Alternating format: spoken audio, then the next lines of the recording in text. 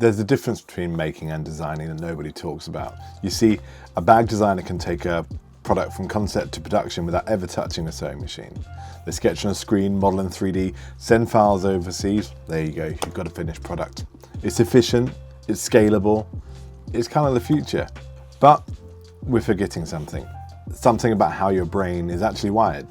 So, let me show you.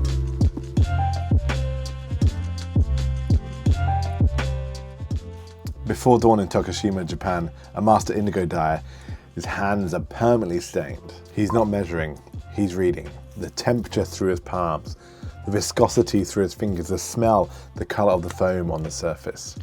Natural indigo has no SP, it's a living fermentation that changes temperature, humidity, and actually the age of indigo itself. So you have to learn this with your whole body. There's no chart. Through years of visits to the vats that are never the same each time you go. Now watch this designer, same industry, same goal, but the hands, well, they're touching plastic, clicking, scrolling. One brain's learning through touch, temperature, smell. The other, well, through pixels. And it turns out, and I'm sorry if this offends you, but those are not the same things. When you work with your hands, you're not just executing, you're thinking, it's a living feedback. Consider making a backpack at the sewing machine.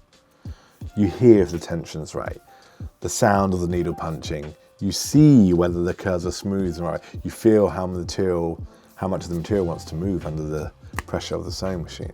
And here's where it gets interesting, because depending on what tool you use and which sewing machine you're using, which lathe you're using, you become an expert with that machine because it's yours. And your sense of touch and your sense of vision and all of those things are literally in tune with your tools. The tip of the needle, the edge of the scissors, whatever it might be. It becomes an extension of your hand, it's your touch point, right? Like whatever you're using becomes part of what you do.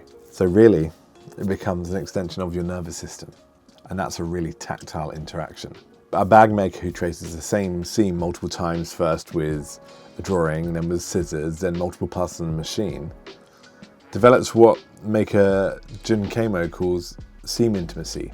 By the end, they know that line with their hands, their eyes, the muscle memory of their body from physically doing it. And that's embodied intelligence. And you cannot, and I repeat, you cannot get that from looking at a screen. So, and if you compare this to designing on a computer and sending them to a factory, your hands don't really trace the lines in the same way. And your body's never like physically interacting with the material and how it might work differently. It stays a bit more abstract and a bit more disconnected. And well, with AI entering the design process, we're adding another layer of distance. You could feed an algorithm every single thing you know about indigo dye and about vats and temperature, pH, fermentation, all of it. You could give it every variable it's supposed to need to know, and it still wouldn't have the same effect that a craftsman's hands would. Because he knows, as he's living it and feeling it, the decades of attention to the vats that are never quite the same every other day. He knows what he's looking for and he knows the right moments to move. So to become professionally skilled at something, they say takes 10,000 hours. That's 4 hours a day for 4 or 5 years.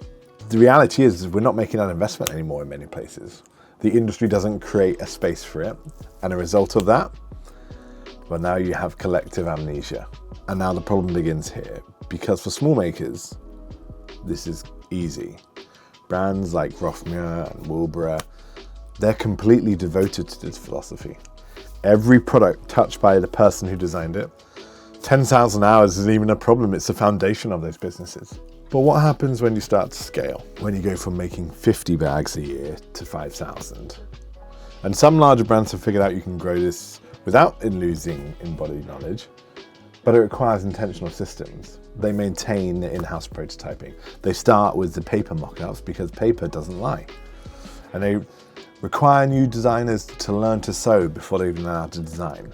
Not as hazing, but as a cognitive requirement to understand how these products work.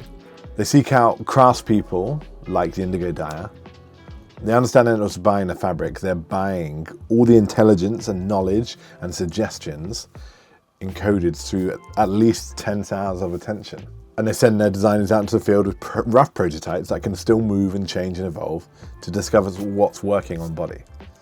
And when a designer has sewn their own prototypes, carried them in the mountains and repaired whatever failed, they've developed a relationship with the end user that no amount of user research or surveys can replicate. It's intelligence that comes from a relationship with the products and the materials that you're using, the tools, to the people who actually use it and the intention behind the design. You can use modern tools without abandoning embodied knowledge, but you have to deliberately choose to do so.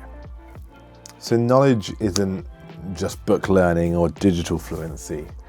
It's being able to perform these tasks beautifully through experience with the body. The seam knows, the indigo vat knows, and the hands, they remember. So I think, and we think, that knowledge, embodied, hard-won, irreplaceable knowledge, is really worth fighting for.